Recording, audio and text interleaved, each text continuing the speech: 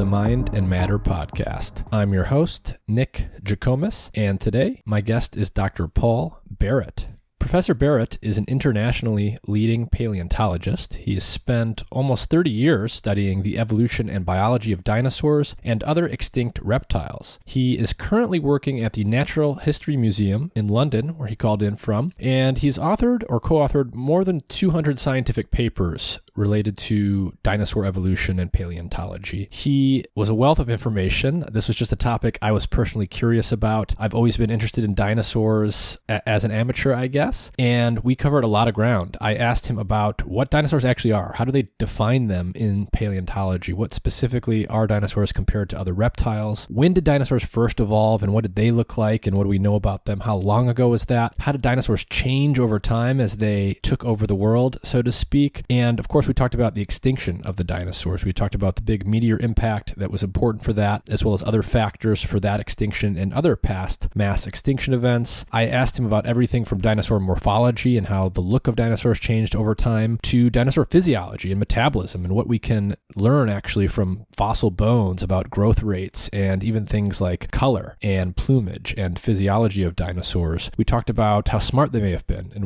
how big their brains were compared to their bodies. I asked about Velociraptors and the evolution of birds. We talked about T-Rex, and at the end I even asked him about the movie Jurassic Park. So if you're interested in dinosaurs and evolution and mass extinction events and what all of that stuff might actually help teach us about the present moment of life on Earth, this will be an interesting episode to listen to. As always, if you want to support the podcast further, please like, share, subscribe. One big thing you can do is simply share your favorite episode on social media or simply tell a friend or family member about an episode that you found particularly interesting. You can sign up for my free weekly Mind and Matter newsletter at mindandmatter.substack.com. I give weekly updates, including upcoming guests. I share a bunch of interesting research that's going on in the research world related to topics that I discuss on the podcast, as well as other interesting content. You can also subscribe on YouTube if you want to watch the video version of the show, and you can become a supporting member by getting a paid subscription on Substack for as little as $5 per month. All those things help me keep doing the podcast and increase the production quality.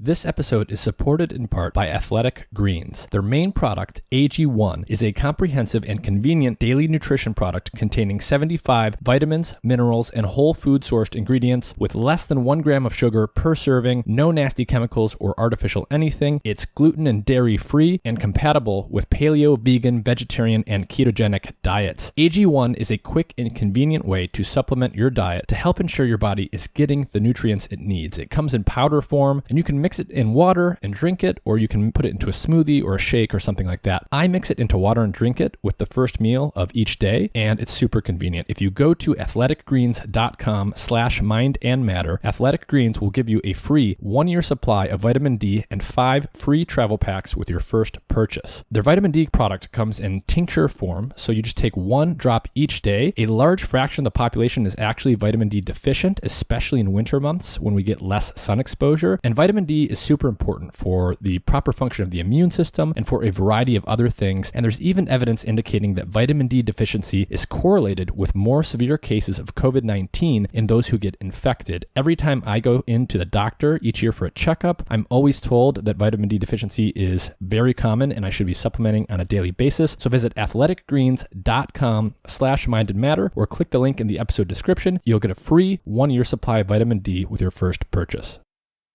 Today's show is brought to you in part by Dosist, an all-natural cannabis company specializing in dose-controlled cannabis products made with plant-based ingredients. To learn more about Dosist, their products, and where they are available, please visit their website through the link in the episode description.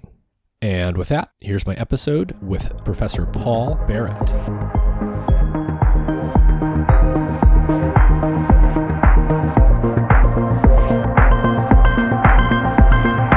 Professor Paul Barrett, thank you for joining me. Hi, how are you doing today? I'm well. How are you, and where are you calling in from? So I'm calling in from London, where I'm based, where it's currently a fairly bright and sunny winter afternoon. Excellent. Can you start off by just letting everyone know who are you? What do you do, and what's your scientific background? So I'm based at the Natural History Museum in London. I'm a paleontologist, and I specialize on the biology and the evolution of the non-bird dinosaurs. The non-bird dinosaurs. So I already have a million questions, but let's start with something very basic. What are dinosaurs in proper terms? How do you actually define that scientifically? So dinosaurs are a specific group of reptiles that are distinguished from all other reptiles by a set of features that they share, that they inherited from their common ancestor, which was an animal that would have been alive about 240 million years ago. And those features are all really rather esoteric features, and they're mainly to do with the fact that dinosaurs, very unusually for reptiles, walk on their hind legs. And so they modified their back legs and their hips and their backbones and various other bits of their body to cope with that anatomical change. And that's actually how we define a dinosaur. It's to do with a lot of features of their legs and hips. Interesting. So I was going to ask later on about bipedality and things like that, because it certainly to an amateur seems like there was a lot of dinosaurs that walked on two legs, but you're actually saying that this was a defining feature. Absolutely right. So it's the other way around. The first dinosaur that we would recognize as a dinosaur walked on two legs, which is really unusual. It doesn't happen very often in the history of life. The most obvious things that walk on two legs other than humans are birds, which are actually dinosaurs, which is something I guess we'll get back to. And a couple of other things, a few weird things like pangolins and to some extent kangaroos and one or two lizards and one or two rodents, but not very many things have done it. So dinosaurs really bizarre in being this big group of animals that learned how to walk on its hind legs only. And the original dinosaur was a biped. All the ones that we see later on that go down onto all fours are actually going back onto all fours rather than starting off that way. So another really weird thing about their evolution is they go through this amazing transformation to become two-legged animals. And then some of them give it up and go back to being on four legs. Interesting. I think in the beginning here, we can start approximately with some chronological questions. So you've mentioned so far that the earliest dinosaurs were actually walking on their hind legs. I think you said that they emerged roughly 250 million years ago, 240 million years ago. Can you set that time period up for us? So before the first dinosaur evolved, what was the world dominated by in terms of the animals that were around? And then what did that first sort of evolutionary phase look like? How did they start to emerge? So we're going back to a period of the Earth's history called the Triassic period. And the Triassic period is the first of three periods in which dinosaurs lived: the Triassic, the famous Jurassic, and the Cretaceous. And the Triassic begins after a huge mass extinction event 250 million years ago, where about 97% of the animals that lived on land died out. This was a major event which created a huge amount of empty ecological space on the planet, which then new groups of animals evolved to fill in. So we have a world at the beginning of the Triassic period that's not particularly diverse, that doesn't have lots and lots of different animals around, but does have lots of opportunities for newly evolving animals to find different ways of life. And if we're talking about the geography of that time, the Earth also looks quite different. All of the world's continents at that point are joined together into a single landmass called Pangaea, which would have essentially had a single coastline going all the way around, no big seas or anything like that separating the continents. And as a result of that, the climate at the time was also very different. It was much warmer. It was much less seasonal, with fewer differences between winter and summer. And the interior of that continent was largely composed of searing deserts, while the outsides were a bit nicer to live in, but still had to put up with very monsoonal type climates, ranging between extremely wet and extremely dry, depending on the time of year. So before the dinosaurs emerged, what kind of animals were around? Like, was there any major patterns there? There were. So before dinosaurs were around, the predominant type of animal that you would have seen everywhere was something called a synapsid. And these are animals that used to be called mammal-like reptiles, but aren't actually reptiles. These are animals that are our own very distant evolutionary ancestors. Mm. And these would have been occupying most of the different roles of top predator, top plant eater, and were very abundant at the time as well. So if you like, these were the top ecological dogs of their day. They were the kind of bread and butter animals you would have seen walking around. And the vegetation we saw at the time would have also been quite different. We're used to living in a world filled with grasses and flowering plants and shrubs. In those times, there are no flowering plants, so no flowers. Instead, the vegetation is dominated by things like ferns, tree ferns, primitive trees like ginkgos, conifers. So it would have even looked, in terms of the vegetation, it looked a very different place. So a lot hotter, a lot more inhospitable, certainly in some areas, and also just the general landscapes would have looked very unfamiliar to most of us. So at the time that the first dinosaurs were evolving 240 million years ago, and even before that, there was these things called synapsids, and they were basically the precursors to mammals. And I guess my secondary question there is, was the mammalian lineage already evolving at the time of the earliest dinosaurs? That's absolutely right. So the synapsids are our early ancestors. They were already developing features at that time that we would recognize in mammals. They were starting to experiment with things like fur and mammary glands. And the very earliest true mammals that paleontologists recognize as mammals occur about the same time as the first dinosaurs. So dinosaurs and mammals have lived alongside each other for almost all of their evolutionary histories. I see. So if you go all the way back to the beginning of the dinosaurs, mammals were pretty much already there. We were always side by side. Dinosaurs won in the sense that for a long time, they became the dominant animal type. And I guess we'll talk about that. And then eventually we'll get to the extinction and the mammals sort of take over after that. Is that roughly what happened? That's exactly right. So to start with, mammal ancestors were the most common and abundant animals. Then, for reasons we don't really fully understand, they kind of have their heyday. They have an extinction at the end of the Triassic period, and they reduce in numbers, although true mammals still hang on there. They remain there all the way through the time that dinosaurs take over. And then when dinosaurs are removed from the picture a few million years later, mammals become again the most important land-living animals. Mm-hmm. So there's a few things I want to do. I definitely want to ask about some of the patterns that we see in the fossil record going from Triassic, Jurassic to Cretaceous. I want to ask some specific morphology and other questions, but maybe before that, it would be good to talk about fossilization as a process itself. Can you give us a quick fossilization 101 in terms of how that happens, and then how that introduces bias into what kind of dinosaurs and other animals we actually see in the fossil record? Sure, be happy to. So becoming fossilized is itself an unusually rare event.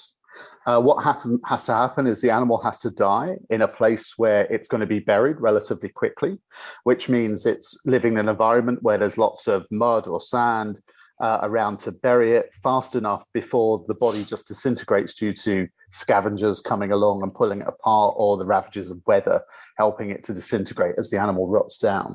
So these are often places like animals that die near on floodplains, or that get swept into a river, or buried by a sand dune, or float at sea and get buried on the seafloor. So the key thing is quick burial.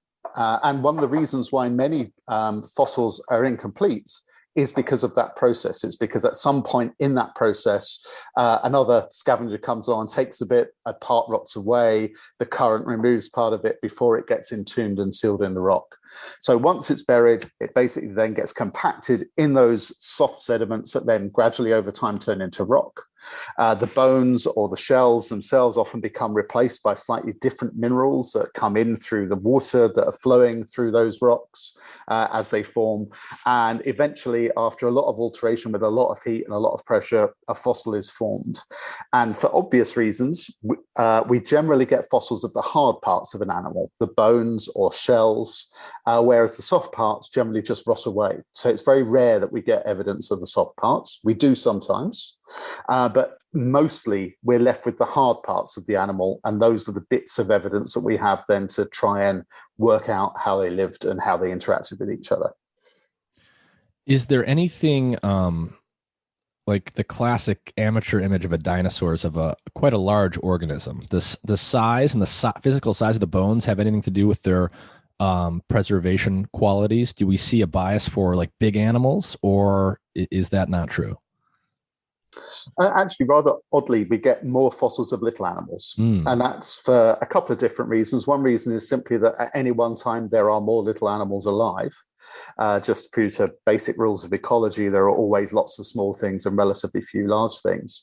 The other thing that counts against getting big animals is that there's a lot of that animal to bury. And there are lots of bits of that animal that scavengers and predators can take away. So finding really complete large animals is relatively rare. Saying that, some large bits of large animals, say, for example, a thigh bone, because they're large lumps of bone and they're quite strong, they can hang around in the environment quite a long time without being broken down. So finding occasional large bones is fairly common. Finding lots of large bones from a single skeleton together is quite rare.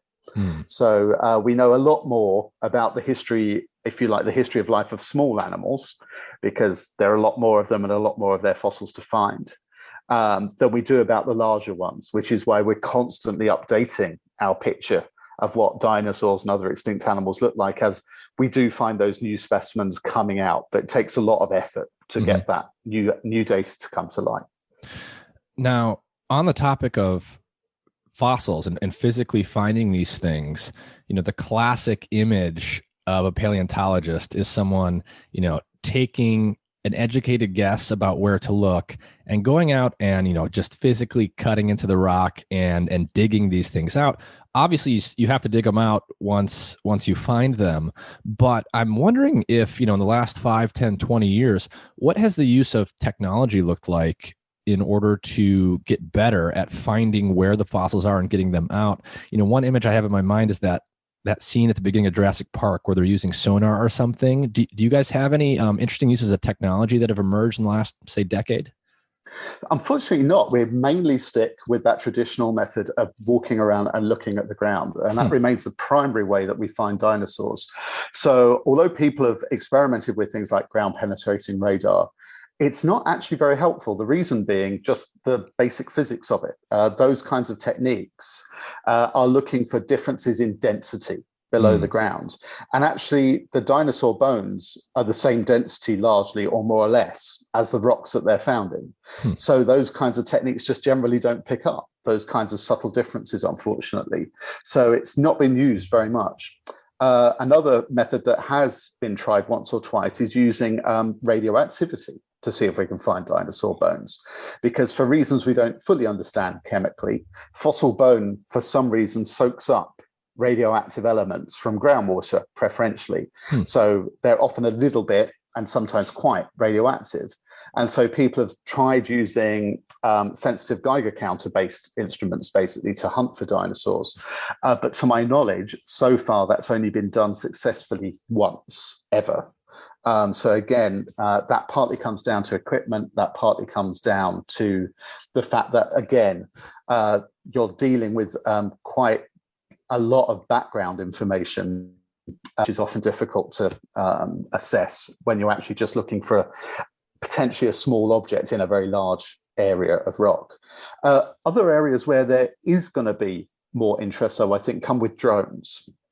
So our initial search image, as you like, comes down to knowing areas that are good to look for dinosaur fossils, and indeed any kind of fossil. So with dinosaurs, we know they lived on the land and we know they lived at certain times. So we're looking for areas with rocks of the right type and of the right age, and areas where preferably there's not too much vegetation cover, because we're looking for things that are weathering out the surface. We don't just go out and dig pits and dig holes, because there's very little chance you'd find things at random that way. We need some kind of indication there might be something lurking around nearby.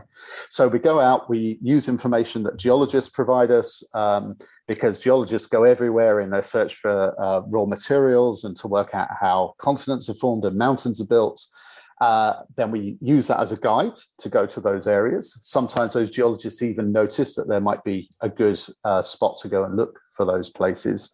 But finding those areas is being made a lot quicker by using things like drones, because often you have a lot of ground to cover. And although I don't think anyone's yet found an actual fossil using drones, for example, we do know that colleagues of ours who work on human evolution have used Google Maps to find promising cave sites. And they've been using those with some success to narrow down their searches of places that might be good. So I think technologies like that will help us narrow down those areas to finding the most promising looking areas of eroding or kind of accessible rock in very large landscapes often that are otherwise difficult to check on foot. I think that's something that is going to become more and more useful and using things like satellite imaging data too. Interesting. So, that stuff will help at the early phases of identifying a promising site, but it sounds like what you more or less said was just based on the physical properties of the fossils themselves and the similarity to the rock they're embedded in, you pretty much got to stick with the old-fashioned methods. There's no fancy trick here. Unfortunately not. It is literally walking with your face to the ground, hoping that you spot something that looks different from the surrounding rock. And sometimes itself that's hard. You walk around for a day and you pick up lots of lumps of rock that you think might look like the edge of a bone, might look like something slightly different, and it turns out to be a pebble or a strange soil concretion, or in some cases a dried pit animal dropping. All of these things, can have been mistaken by me and colleagues as things that look really interesting. You pick them up, you get an idea of what actually looks like in the texture of it, and then you're able to assess it. A lot of the times you're wrong, other times you get it right. So there's a lot of trial and error and a lot of basic just getting hot and sweaty and walking around and keeping our eyes peeled. What are some of the classic or some of the hot spots today where people are pulling a lot of dinosaur bones out of the ground? I vaguely remember as a child learning that, there's certain places in the continental United States that, you find a lot of certain types of dinosaurs. I'm assuming there's at least probably a few places that are hot spots. Is that true?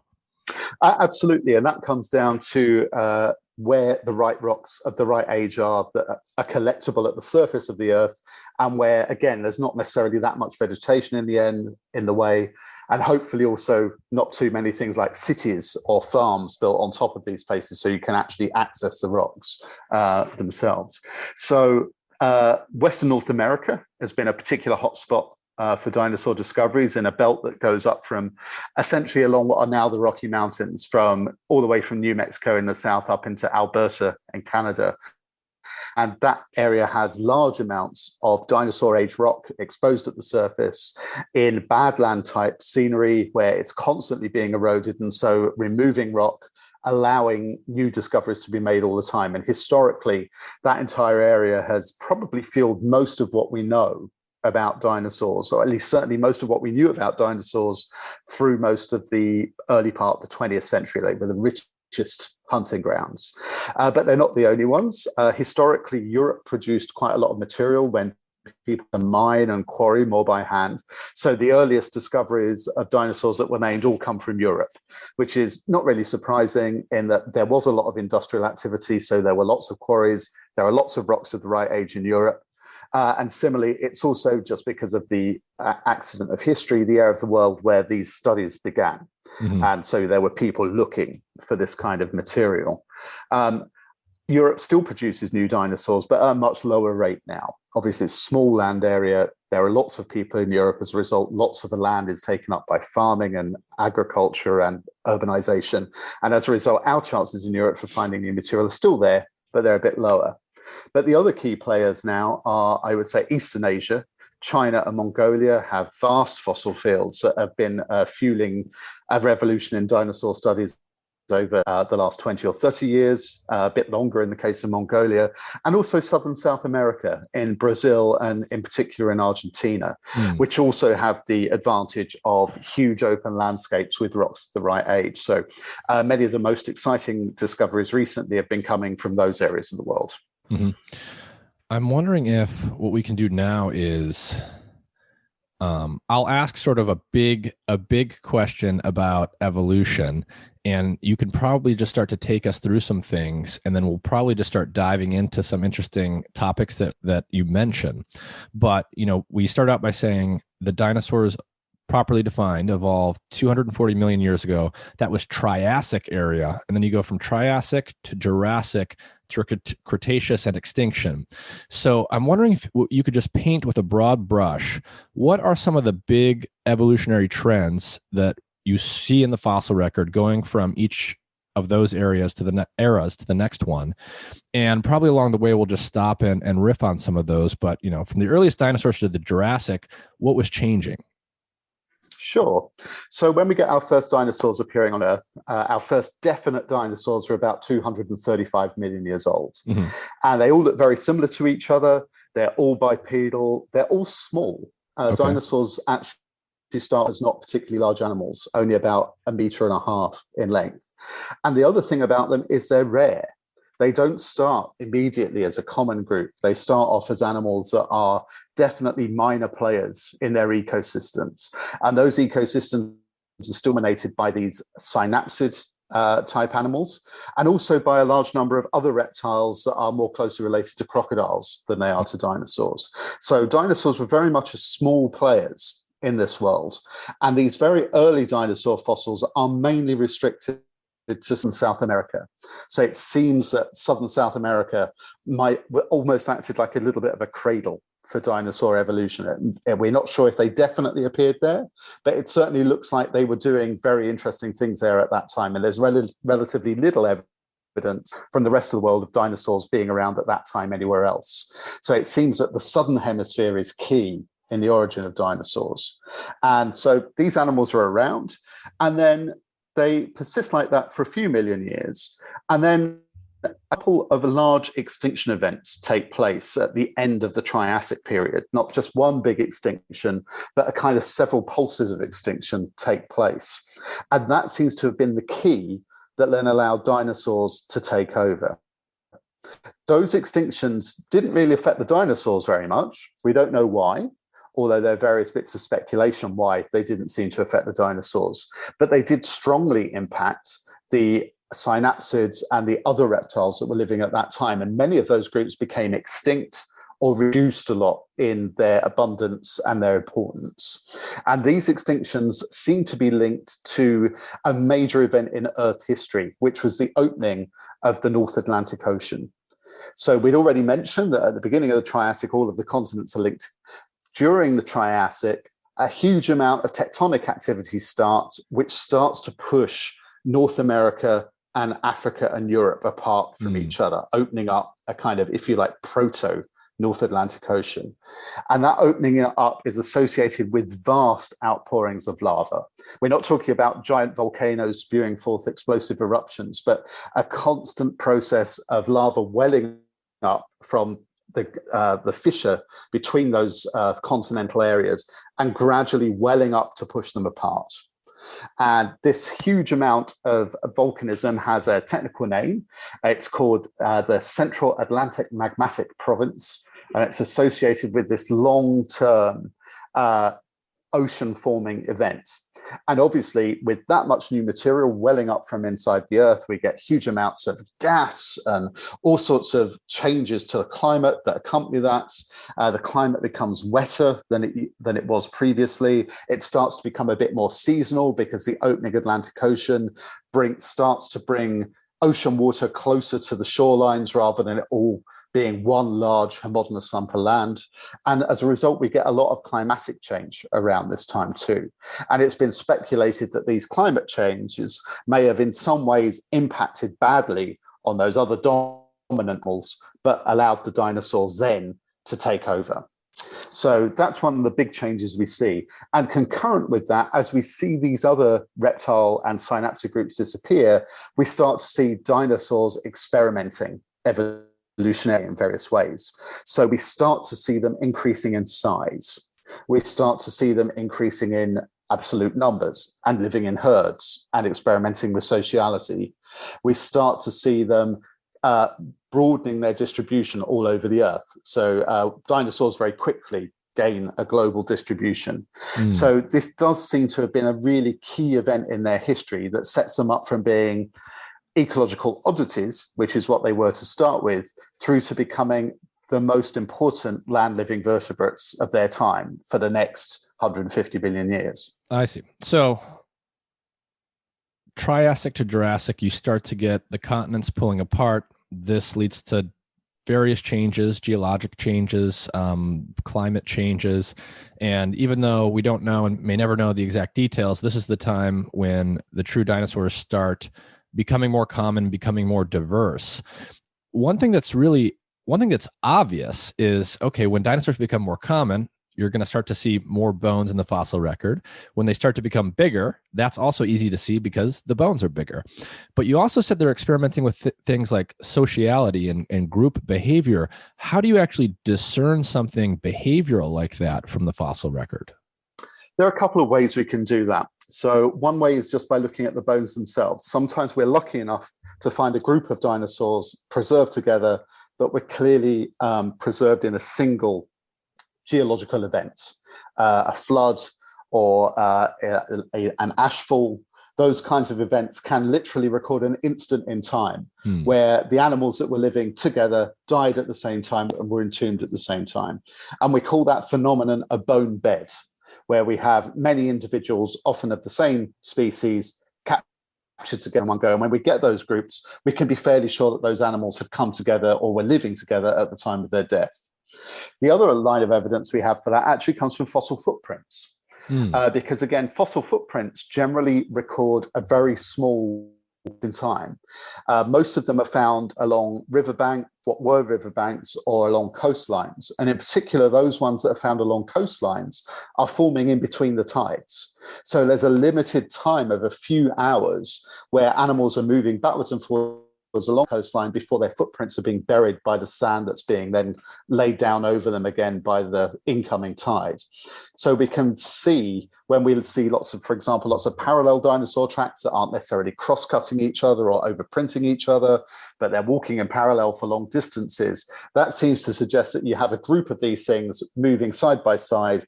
And we know that that was happening within the space of a few hours at one particular time, that many millions of years ago.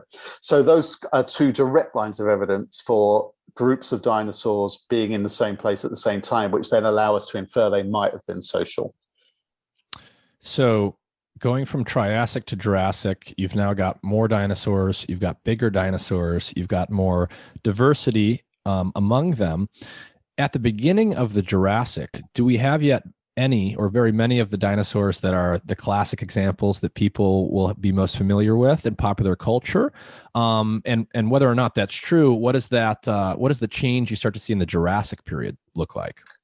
So I think most of the dinosaurs that are alive in the Triassic and into the early part of the Jurassic period are fairly unfamiliar dinosaurs to people. They're not the ones that we normally think of in terms of either kind of popular depictions of dinosaurs or even that often actually in museum collections, except in a few those parts of the world where those dinosaurs are particularly well known from. So, for example, many of the major museums in Europe and North America that I visited have relatively few of those types of dinosaurs on display. Most of the displays concentrate on the larger and more spectacular things from later on in time. So, unfortunately, some of those animals are really interesting in their own rights and also important because they show how the different major families of dinosaurs start to differ from each other and travel down their own evolutionary pathways. They probably have a bit less impact on the kind of public imagination of what a dinosaur looks like.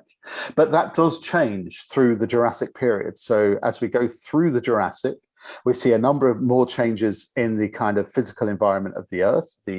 Those continents continue to separate from each other and eventually split into a great northern landmass called Laurasia and a great southern landmass called Gondwana, which are separated by a shallow ocean, separating them. So the trajectories of evolution of the animals living in the north and south differ a little bit from that time onwards because they can't mix as much as they did when we had just a single landmass that they could move around more easily. And also the climate starts to become actually nicer. It still remains very warm, but it becomes wetter. And that's because of the influence of these new oceans now allowing more moist air to get towards the centers of these continents than was previously possible. So the landscapes become wetter, they become lusher, and as a result, the world becomes a little bit easier for animals to live in particular large animals, because suddenly there's now a lot more plant life and a lot more variety of vegetation around. And the trends we see in dinosaurs at this time are continuing trends in some groups to large size, culminating in some of the first really gigantic dinosaurs ever to live on the earth, things that are getting like Diplodocus, which is getting up to like 30 meters long, animals like Brachiosaurus, which are weighing up to 50 tons. So these are really big. And now also we're starting to find those dinosaurs that are more familiar to people as well. So this is the age, the first age, if you like, of the true dinosaur giants. And alongside that, we also see a number of other trends. They start to experiment with different ways of feeding, different diets. They are still experimenting with body size, because not only are some dinosaurs getting larger, some are also starting the opposite trend of getting smaller, which becomes important for other reasons later on. So there's still quite a lot of experimentation at this time, but during the Jurassic, we see most of the big subdivisions of the dinosaurs take place early in the Jurassic period, establishing those different major groups. And then subsequent to that, each of those major groups takes their own pathway and develops their own specializations in different ways. So it's a great time of experimentation followed by consolidation of those different ways of life. In the Jurassic era, how long ago was that? So the Jurassic period starts about 200 million years ago and extends through to 145 million years ago. I see. So we're talking tens of millions of years just for this era. And this is the period where many of the most famous dinosaur examples were actually around. Exactly right. And in particular, the later part of the Jurassic, so about 150 million years ago, is when we have some of those really classic dinosaurs that are particularly well known from North America. So things like Diplodocus, things like Stegosaurus, big carnivores like Allosaurus. These animals all lived alongside each other in what's now Western North America between about 155, 150 million years ago. And I know there's probably not one answer to this question, but roughly speaking, from this era, say, how many species do we know about today approximately? And what do we think that's 1% of what there was, 50% of what there was? Do we have any sense of that at all? That's a really good question. I can't pull the answer to that off the top of my head, actually. Triassic dinosaurs are relatively rare, so there are relatively few of them in comparison with the later periods. The richest time for dinosaurs is the Cretaceous. That's the time when we know most dinosaurs from. And the kind of Jurassic is also fairly well known, certainly much better known than Triassic, but I don't know numbers off the top of my head. But it's certainly the case that we know a lot more, or we have a lot more different types of dinosaurs then. But this comes back to one of your earlier questions to do with bias. One of the reasons for that pattern might simply be that younger rocks are easier for us to see. They're often the ones on top of the older rocks, so there are often more of them at the surface. There have been fewer opportunities for those rocks to have been eroded away or destroyed through time. Whereas if we go back in time, those rocks can be buried deeper, or they could have been eroded away, because we're talking about really long periods of time. So our knowledge of the past gets patchier the further back we go. So the fact that we know more about Cretaceous dinosaurs than the Triassic dinosaurs might represent a genuine evolutionary signal. It might mean there are lots more dinosaurs in the Cretaceous, or it might simply be we've had a lot more opportunity to find those dinosaurs in the first place. And that's actually an active question within the subject on finding out the balance between those two factors to work out what the trajectory of the richness of dinosaurs was through time. Was it a line that went up slowly? Was it a line that went up very quickly? Did it plateau and then stop? Did it peak and trough for different reasons?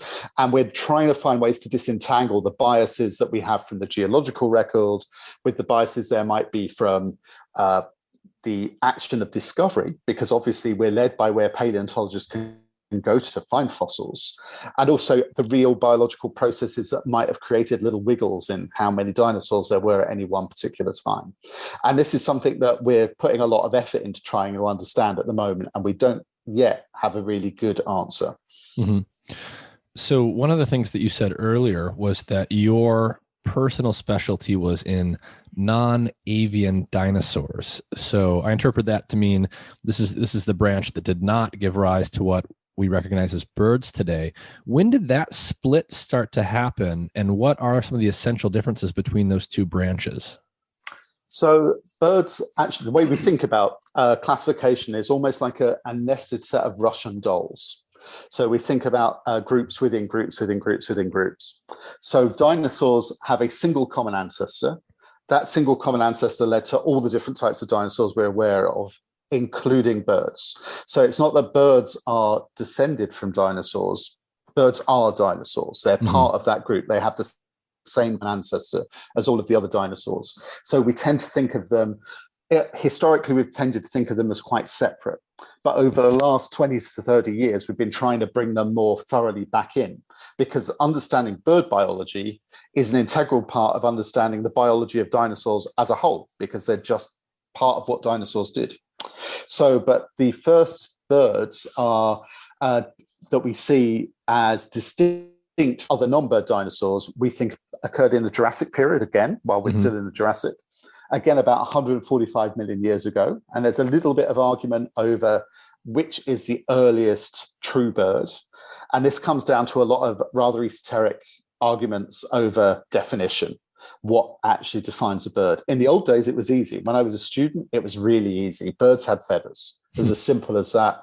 Birds had feathers and they flew. It was a clear difference. And there are a few other features like that. These days, because lots of dinosaurs are now known to have feathers that were not birds, and a lot of the features that we used to think of as unique to birds seem to have their origins deep in the dinosaur tree, it's become increasingly difficult to come up with a clean definition of where we draw a line between a bird and a dinosaur, which is one of the other reasons we now tend to bring them into the dinosaur fold, because there is very much a blurred transition between those two. Almost every feature we see in a bird, we can trace its origin back well before the origin of birds to some other dinosaur group now. So for me, a good colloquial, if you like, an easy rule of thumb is birds flew, dinosaurs didn't. It seems that birds finally got all of the bits of kit necessary to be able to be active flyers, whereas dinosaurs didn't. They might have had feathers and they might have had many of these other features, but they didn't have that final bit in the toolbox that enabled them to be active flyers. So for me, that's where the kind of definition comes. And the earliest bird that I think many paleontologists would recognize is an animal called Archaeopteryx, which is from about 145 million years ago. It lived in what's now Germany. And it's known from several fossil specimens now, which are all coated in feathers. And that is definitely, if not the earliest birds, it's very close to being the earliest bird. And what does fossil evidence for feathers actually look like? Is it mostly like an imprinting of the feathers in the surrounding rock, or do you actually get any more concrete indication of the feather material itself? Well, in the case of Archaeopteryx, which is the earliest known example of a feather from the fossil record, they're imprints. They're impressions around the skeleton that are preserved in a beautiful, very fine-grained limestone that captures very high levels of anatomical detail.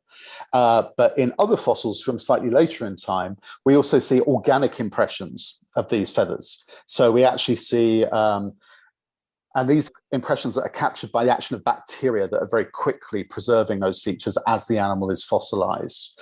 And so in those, we see a lot more detail. In Archaeopteryx, we're looking at the impressions of those structures in very fine rock. Later on, we're actually seeing the chemical ghosts of those things, which actually give us quite a lot more detail, even to the extent that some of those features also preserve the intracellular structures that were present in those feathers originally.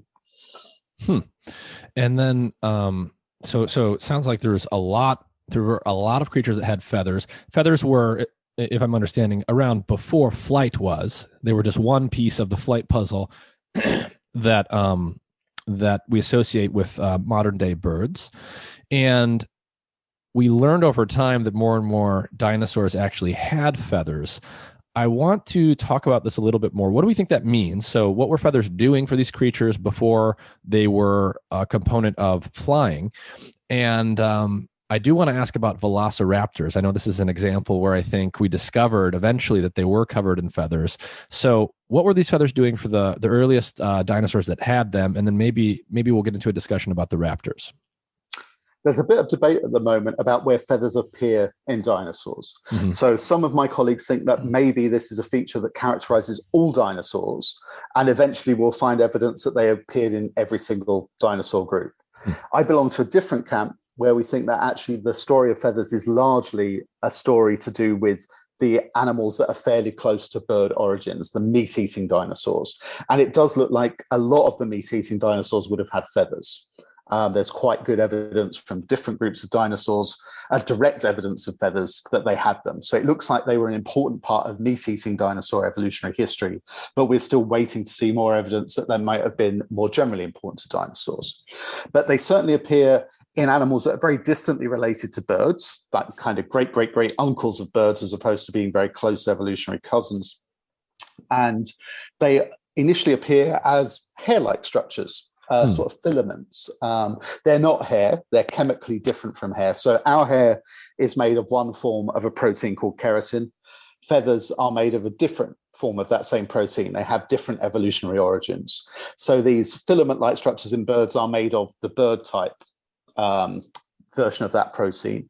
And then through time, we actually have a whole sequence of fossils that show how you turn that single filament into something that then has little barbs on it, how they become more complex by adding further and further barbs and turning themselves into kind of aerodynamic surfaces or display objects. So we have very convincing sequences from both the fossils that actually match also developmental biology experiments on how feathers are built to show how those structures came about. And initially, as I mentioned earlier, it was thought that actually feathers and flight were the same thing. They must have appeared for the same reason. But it turns out that feathers are in animals that are clearly not flying, animals whose proportions and size and whose musculature is simply not capable of flight. And there are 2 or 3 competing ideas for why feathers might have evolved. And actually, all of those ideas, they're not mutually exclusive. And it could have been that feathers actually were used for several things at once when they first appeared. So one of those suggestions is that it was for insulation.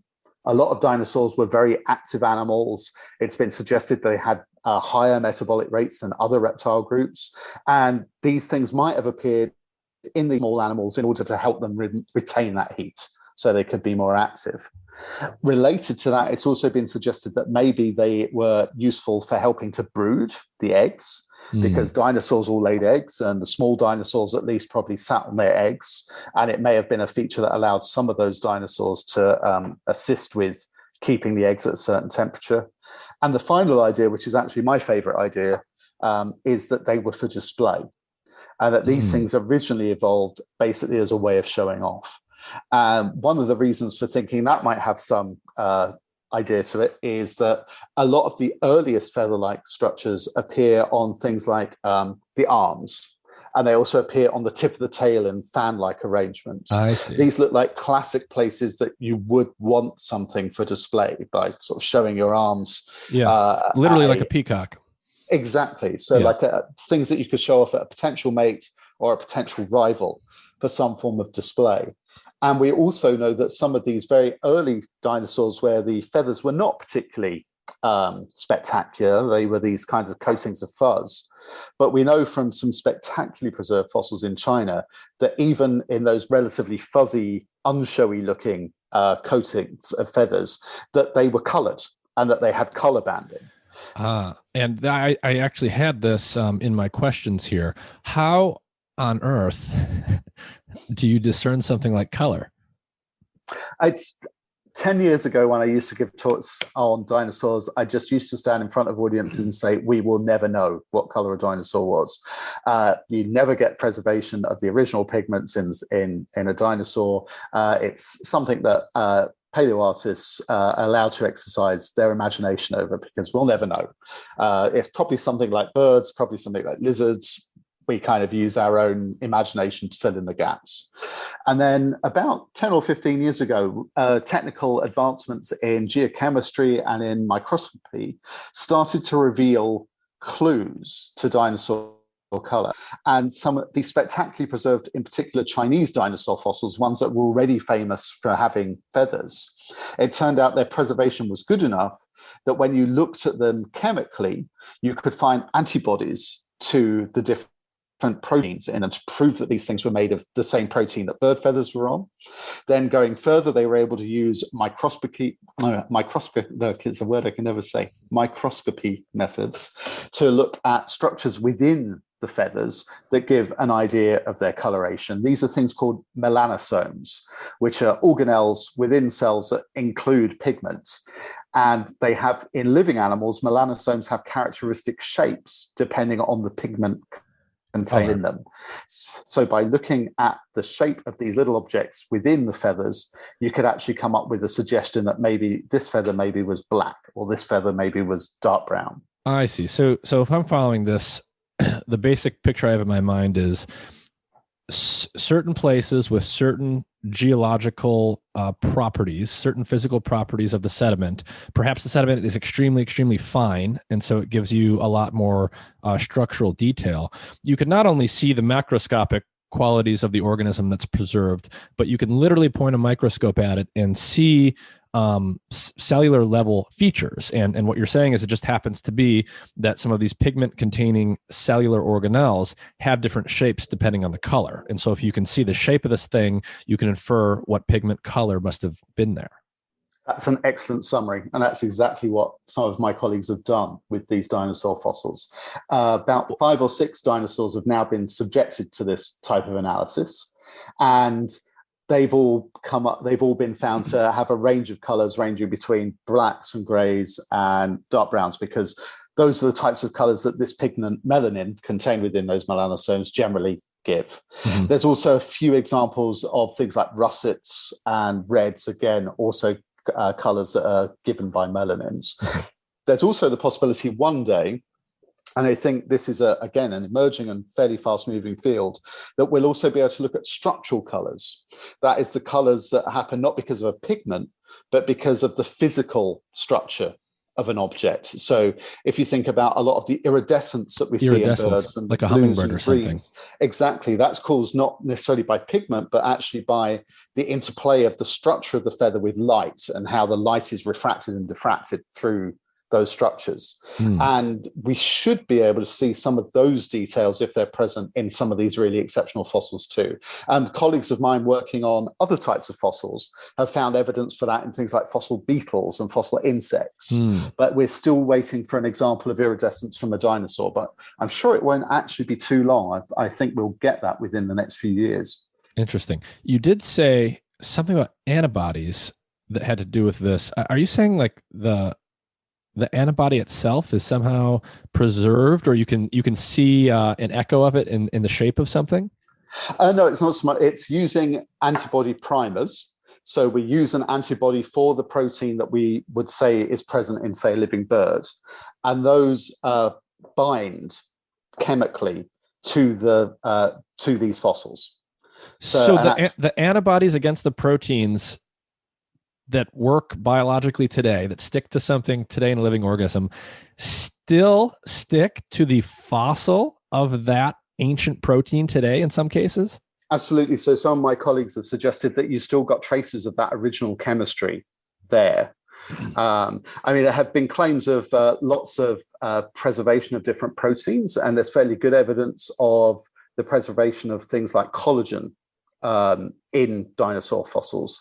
And there have been claims of other types of protein too, including hemoglobin, although those claims have been more contested. And obviously that brings us on to the subject of DNA. Mm-hmm. And there have been claims of dinosaur DNA, but they remain very, very contentious. The early claims were generally disproved quite quickly. They turned out to be human contamination. Mm-hmm. They were largely, when the samples were re-looked at, most of the DNA in those cases turned out to be human gut bacteria, which are everywhere. And so they were just cases of contamination. There have been more recent claims from labs using stricter protocols that they're finding kind of nucleotide-like material. But again, these results have not yet really been replicated. And so it's still an open question, although many of my colleagues who work on ancient DNA think that it's probably unlikely, given how quickly DNA breaks down in the environment. Yeah, my gut instinct there would be, if you find some remnant of nucleotides, maybe you will, but it's not going to be preserved in the sequence, in the intact form it would have been for the organism. Although, I mean, I'm really just speculating. I vaguely remember. So this is related to the general topic of, just finding any sort of soft as opposed to hard material that might be preserved over these long periods, and also just general questions I have about physiology. Obviously, the morphology side is perfectly intuitive because you can just see what the bones look like and everything. But more generally, how does one make inferences about dinosaur physiology?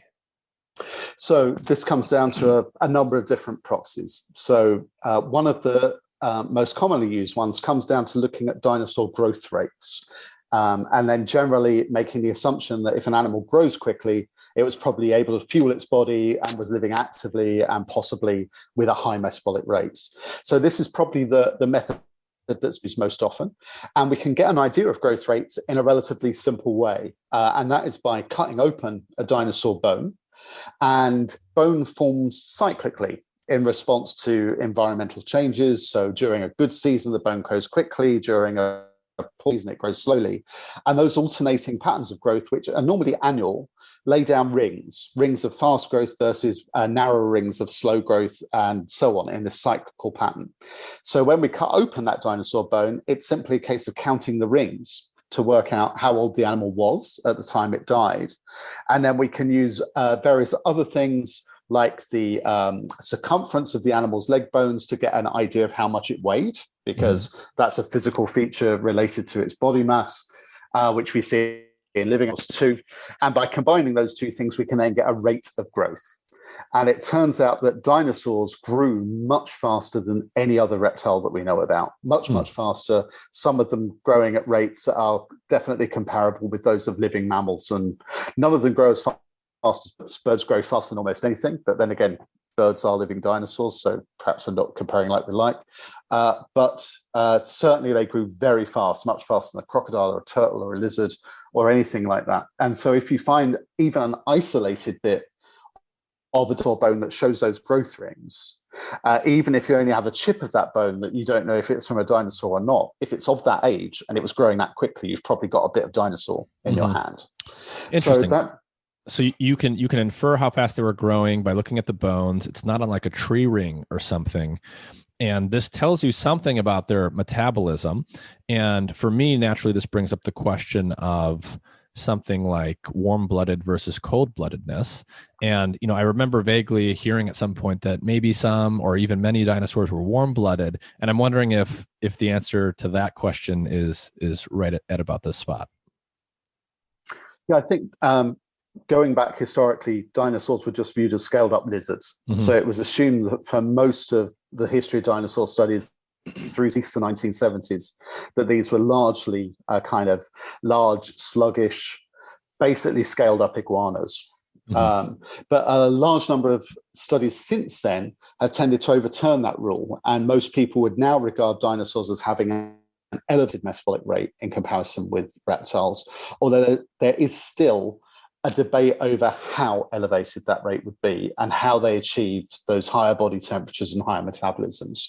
So, for example, the really gigantic dinosaurs probably didn't have mammal-style warm-bloodedness, because they would probably end up overheating if they did. These are huge animals that would be making a huge amount of internal heat that they would have to dump somehow in order to avoid overheat. And also it would require vast amounts of fuel to keep those kinds of bodies going. But equally, if you're very large, you can keep heat internally very relatively easy. So as you digest food, you produce heat. As you move around, your muscles produce heat as a waste product. And all of those things added together produce something that's been called by some people inertial homeothermy. And that is basically maintaining a constant high body temperature simply by the fact that you lose your internally generated heat quite slowly, even if your metabolic furnace is set the thermostat's not particularly high, because you're making all this other heat simply by moving around and digesting things, and that heat is difficult to get rid of, maybe you end up with a higher constant temperature. But for smaller dinosaurs, there's a slightly more of a consensus that those animals may have actually flicked the switch and genuinely have been generating heat internally and not just relying on external sources of heat or sources of heat generated through bodily processes. So it seems more likely that these small animals that are very lightly built, they look like they're built for an active life. Some of them have quite large brains, and large brains also demand quite a lot of fuel to keep them running.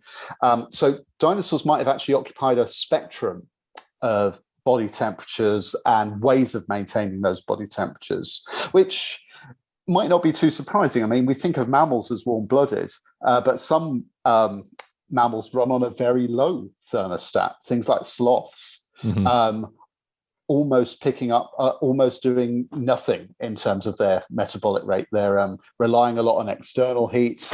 They're not particularly active, whereas other animals that we think of, like mice, obviously are running on a very high thermostat, running around constantly using up energy. So it might not be that surprising that when you have a range of animals that range in size and range in behavior, that maybe they have some different strategies. The one thing I think we all agree on is that dinosaurs are all running warmer on average and probably keeping those temperatures constant, unlike things like crocodiles and turtles and lizards today. So as a general rule, metabolic growth rates were higher for dinosaurs than living reptiles. So somehow their metabolism and their physiology had to support that. You also mentioned something that I wanted to get to, which is many of them had large brains. And, it's very interesting to think about things like what the cognition of some of these animals would have looked like, if only because they were around for, more than enough time to evolve sophisticated cognition, potentially. I suppose the reality that you're anchored to here is in looking at things like skull volume and brain skull to body size ratios and things like that. What were some of the more impressive dinosaurs looking like in those terms? That's exactly right. So we're reliant entirely on those kinds of measures when we're coming up with our ideas about how smart a dinosaur might be. So a lot of dinosaurs, frankly, are not very smart. They have brains that are about the right size for their body size, and they're not that much different from the kinds of relationship we'd see in a living reptile like a crocodile or a turtle.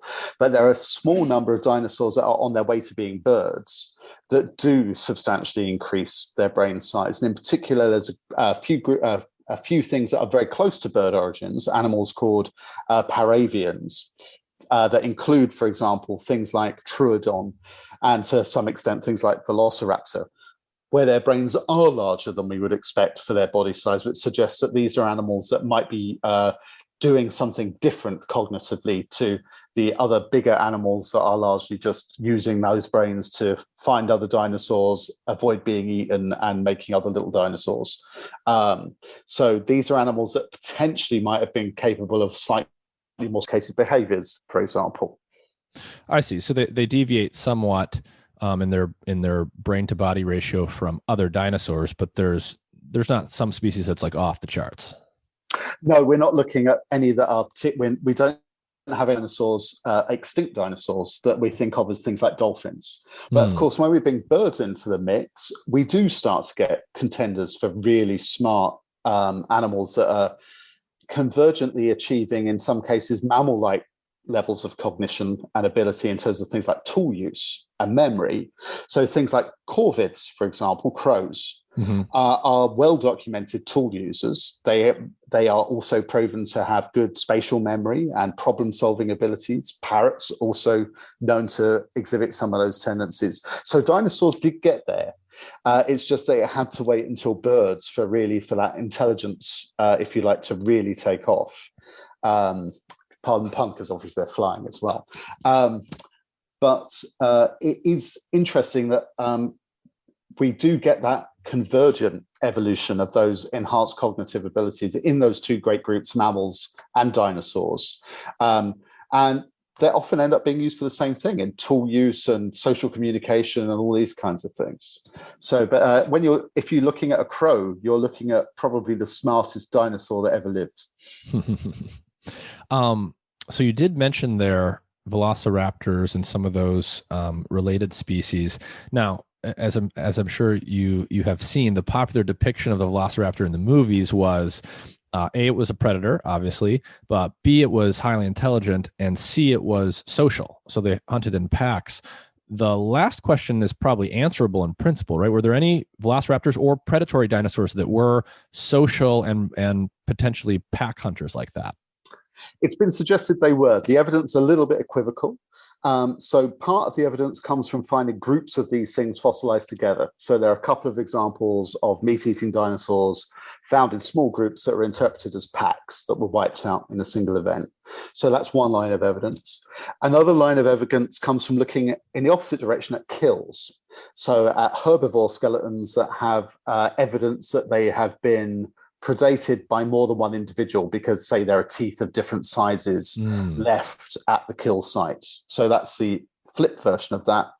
And the third part of that argument would be footprints, because there are, again, some examples of footprints of meat-eating dinosaurs apparently walking in the same place together at the same time. And the final part of that would be, again, this idea about increased cognition that you might expect in an animal that's having to coordinate activity as a group. And that goes along with things like these small meat-eating dinosaurs having bigger brains than we might expect for animals of their size. Interesting. And I suppose this is as good a spot as any. I have to ask about T-Rex. So what would you say, if you had to summarize T-Rex for us, when was that creature around, and how does what we actually know compare to what some of the popular depictions have been? Okay. So T-Rex was actually around a relatively short time. It's one of the last dinosaurs to evolve before the massive meteorite impact came along and wiped them all out. So it's on Earth for about 2 million years. It lived exclusively in what's now Western North America. So it's known best from places like Wyoming, Montana, slightly in southern Canada, and down a little bit further down the Rockies, but that kind of central Rocky Mountain region is where most of its fossils come from. It's still one of the largest land-based predators that we've ever found of all time. The only other contenders are other meat-eating dinosaurs. And there's a little bit of argument over which was the heaviest and which was the longest. But T-Rex, of the ones we know about, T-Rex is by far the best understood, because it's known on the basis of about 35 or 40 skeletons in museum collections around the world. So we know a lot about the anatomy of T-Rex, what it was doing. And because it's such a popular dinosaur, not only with the public, but also with a lot of paleontologists, it has been worked on a lot. So every new technique that ever comes along that needs to be applied, it very frequently ends up being applied to T-Rex first, partly because people like it, and partly because there are lots of specimens of T-Rex that you can get a decent sample to actually try these ideas out. So it's definitely an impressive animal, up to 12.5 meters long, about 6.5 tons in weight, the top predator of its time, and in general, probably one of the most iconic dinosaurs in terms of its public impact too. What do we know about, was that a social pack hunter? Were they solitary? And then, of course, I want to ask about the famous tiny arms and Sure. and what we know about those. So T-Rex, we don't know too much about its actual social behavior. Most T-Rex skeletons are found on their own. So it's been suggested that because of that observation, that they may be mainly solitary animals. We also know very little about T-Rex growth, actually. There are a couple of juvenile T-Rex skeletons. We don't have any babies. We don't have any eggs, which is slightly unusual given that we know so much else about the adults of these animals. We also know, for example, it grew very rapidly. All dinosaurs grew fast. T-Rex had this amazing teenage growth spurt where it put on most of its weight in a very short period of time. So it's probably a loner as far as we know at the moment. There's a little bit of debate at the moment whether T-Rex was feathered, because earlier ancestors of T-Rex did have feathers on the basis of known fossils of those animals from China with feathers on them. But the few bits of fossil skin we have from T-Rex are all scaly. So it's not clear if T-Rex had like a patchwork of feathers on some parts of its body and scales on others, which is entirely possible. Or if, for example, maybe T-Rex lost its feathers, which is also possible because it was a very large animal and it might have lost them in the same way that elephants have lost hair to avoid overheating.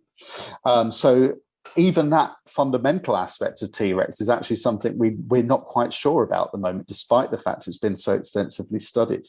And similarly, that brings us on to the arms. I mean, those silly arms. I mean, these are things that are, this is an animal that's 12.5 meters long. It has an arm the same size as mine.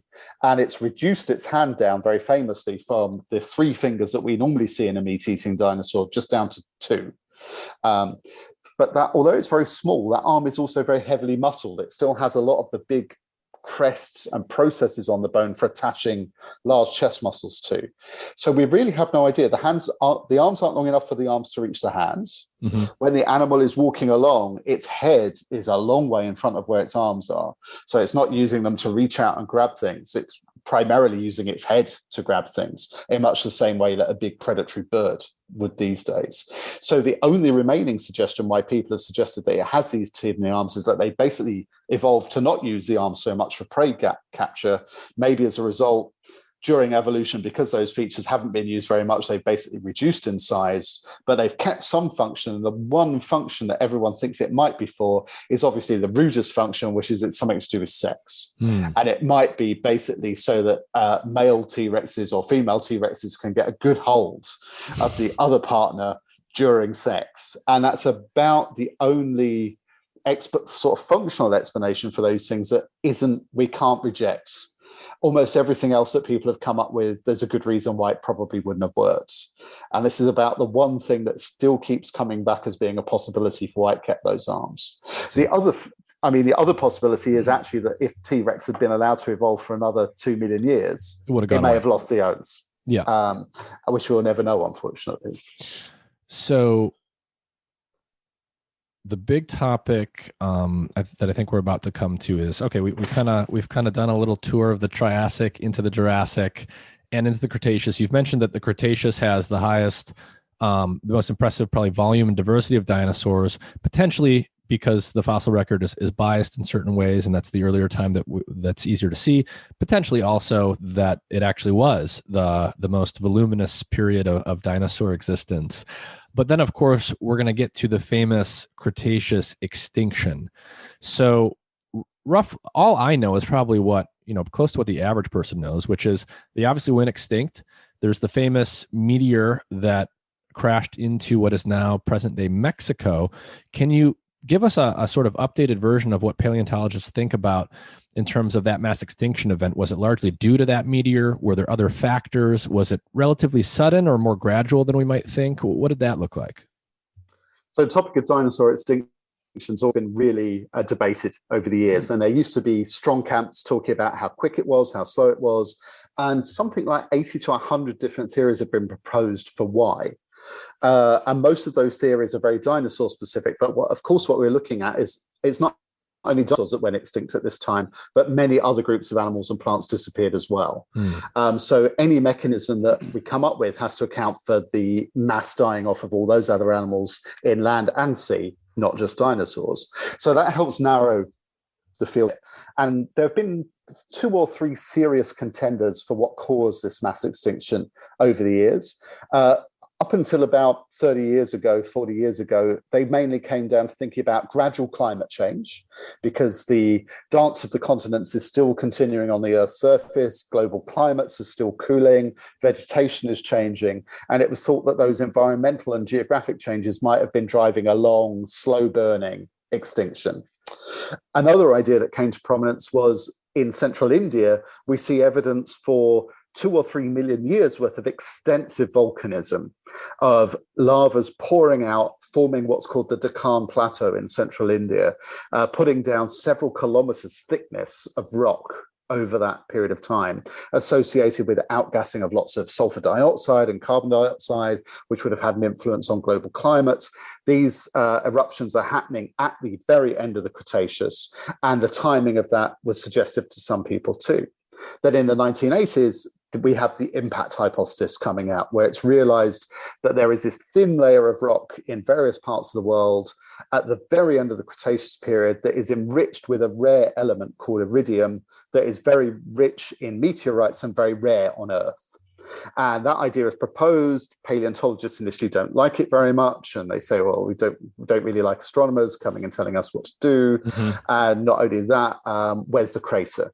And then 10 years after that, the crater is discovered, buried off the sea in the Gulf of Mexico, and actually had been found many years previously by geophysicists looking for oil, but hadn't realized that it was the age that it was. And then workers gradually fine-tuned our knowledge of the age of that structure, and it definitely coincides with that last day of the Cretaceous. So if you like, it's that hole in the ground is marking the end of the age of dinosaurs and the beginning of the age of mammals. What do we call that? What's that crater called? It's called the Chicxulub crater, which is named after the village in Mexico, which is closest to the center of the impact site. So if you've ever been lucky enough to be on holiday in Mexico, and if you've swum in a cenote, you have swum in a piece of, in a fracture that's there because of that crater.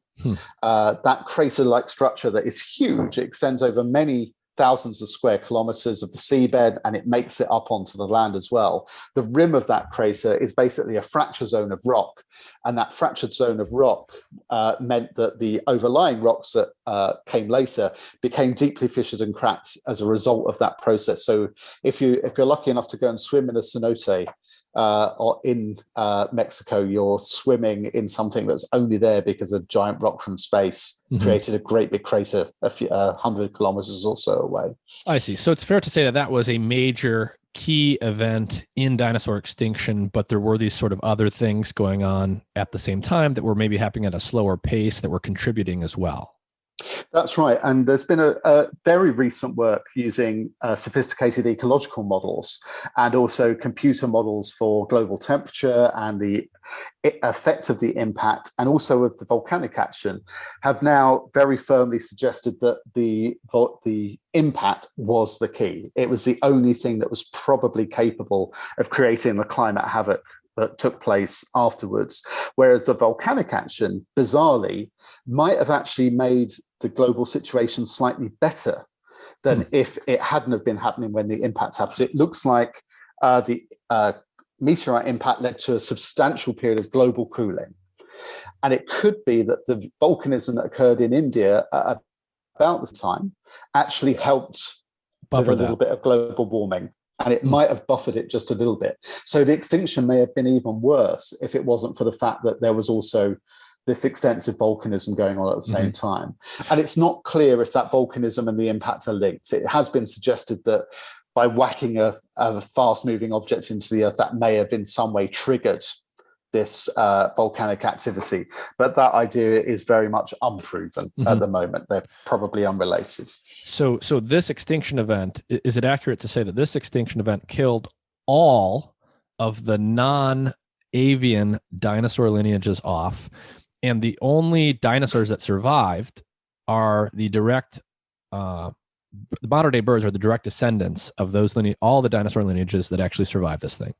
That's exactly right. So that nothing, as far we have never found the fossil of a dinosaur in rocks that are younger than that event.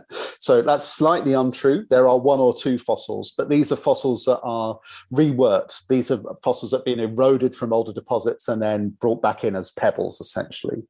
So, but no dinosaur fossil found in the place where it died has ever been found above that layer.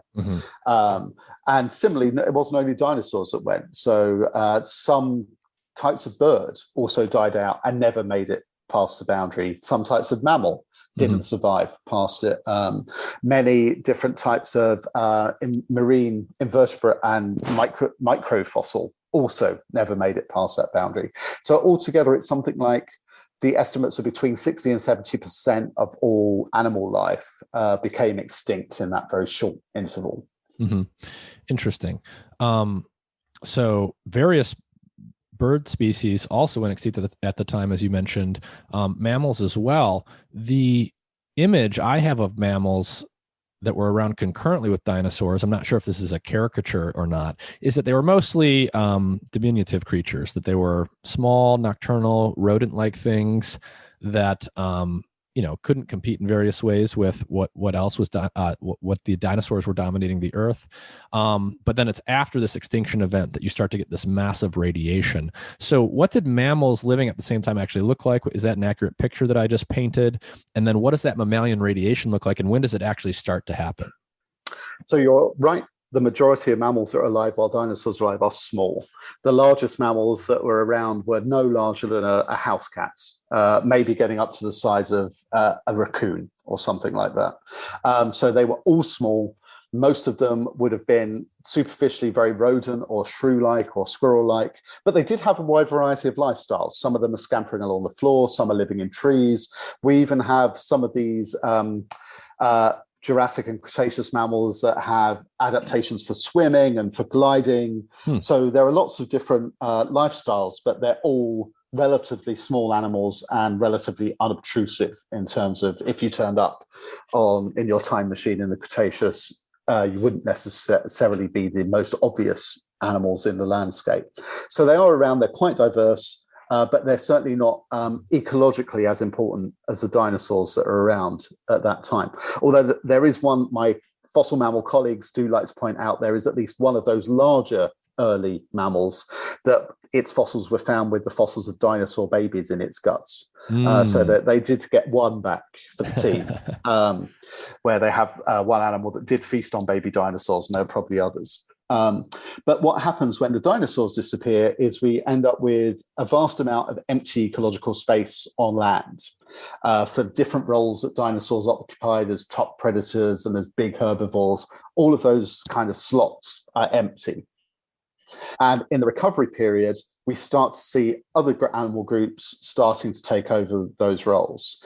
And that recovery actually takes some time. It's not instant. It takes a few million years for these different groups to themselves start radiating evolutionarily into different ways of life and things like that. And actually, initially, birds initially did quite well, for example. So this is a period where we see some parts of the world, the top predators were actually large flightless birds, almost in a way recapitulating what the meat-eating dinosaurs were doing before the impact hit. So there's just this brief period where we see some of those ecosystems. Actually, the top predators aren't big, ferocious mammals, but they're rather big, scary-looking birds.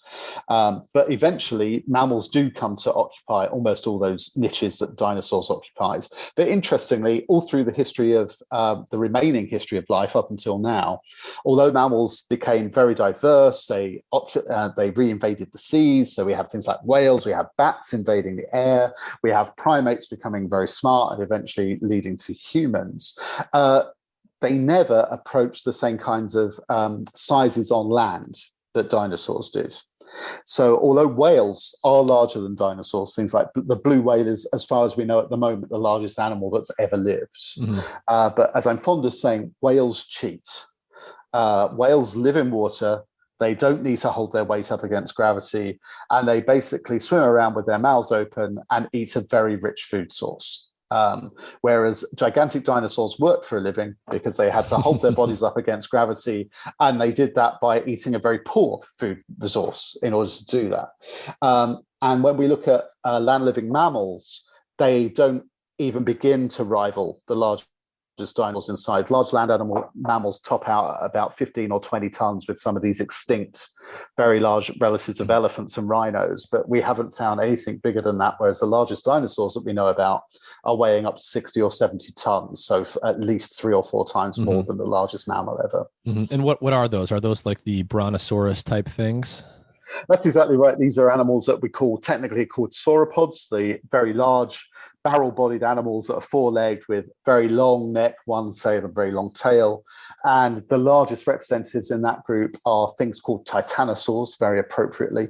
And they get up to, as far as we know, they get up to about 65 to 70 tons in weight. So we're looking at something that's the equivalent of about 10 African male elephants on the scales. Wow. So the dinosaur extinction is, probably the most famous and dramatic mass extinction, not only because it's the dinosaurs themselves disappearing and they were so impressive as animals, but because you've got this relatively, sort of clean story that involves this meteor crashing into the Earth. If we think about that mass extinction that actually enabled the dinosaurs to radiate all over the globe, or we think about other mass extinctions that perhaps you could talk about, do they all tend to have at least one largish precipitating event, or are there some that are much more gradual in nature? What is there any pattern to what mass extinctions look like, or are they all kind of unique events? They're all kind of unique. So, for example, the one at the end of the Cretaceous is the only one that we are convinced is related to an extraterrestrial impact. Mm-hmm. So, some of the others, there have been suggestions that there might be evidence for a meteorite hitting, but the only convincing one for that gigantic rock from space explanation so far is the one at the end of the Cretaceous period. One of the defining features of mass extinctions is that they're relatively rapid geologically. That's how we recognize them. There are times of great dying in a relatively short period. So they're all usually quite quick, but they do seem to have different mechanisms. So, for example, we have the meteorite impact for the end of Cretaceous, but the largest mass extinction of all time, which happens prior to the origin of dinosaurs, occurs at the end of the Permian period, which is the one immediately before the Triassic, about 250 million years ago. And this was a devastating extinction which wiped out almost all life. Like 97% of all marine species are thought to have died during this relatively short interval. And that extinction seems to have been caused by massive volcanic activity in what's now Siberia. There are these huge areas in Siberia known as Siberian traps, which represent millions of cubic meters of lava that was spewed out over a relatively small period in a long area. And it's thought that the climatic and chemical changes that they caused to the biosphere basically destroyed ecosystems. And then we have a long period of recovery from those changes there. So actually volcanism has been implicated in at least two of the big three extinctions. Once at the end of the Permian, the really big one, and then once at the end of the Triassic period, when dinosaurs kind of managed to take over. And so those two extinctions seem to be very closely related to volcanism. The one that wiped out the dinosaurs is something to do with a giant rock from space. And then there are extinctions, again, which are either linked with climate or whose causes aren't quite yet known. There's still argument over what the actual physical cause was. And so on the topic of volcanism, how are we living right now through a very quiet period of geological time in terms of volcano activity, the time that humans have been evolving inside of, or not?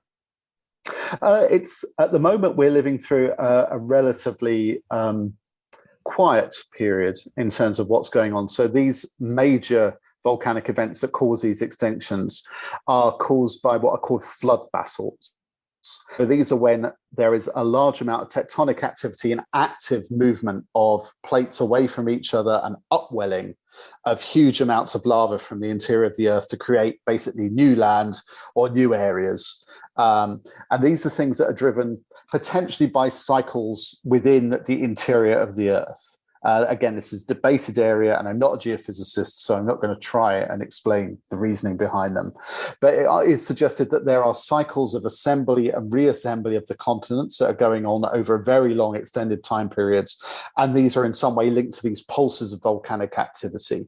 There are also relatively random events where we just get blobs of superheated lava coming up from closer to the Earth's core. It's what's called a hotspot that can get to the Earth's surface and be a focus for an intense or ongoing period of volcanism. So, for example, on a much smaller scale, the Hawaiian Islands are caused by the Pacific plate moving over a hot piece of mantle underneath it. And as that plate moves over, that hot piece of mantle occasionally punches through and makes a volcano and makes an island. And as that plate keeps moving over it and the islands move away from those volcanoes become less active and eventually switch off. So the Hawaiian Islands formed in that way. The Galapagos Islands formed in a similar way. And that's a relatively small scale, one of those events. Large scale events are things that might have led, for example, to the opening of the Atlantic and the South Atlantic and other really big ocean basins. Mm-hmm. So, but at the moment, I think we're lucky in that we're not living in one of those times, otherwise we're in even worse climatic trouble than we are already. Mm-hmm.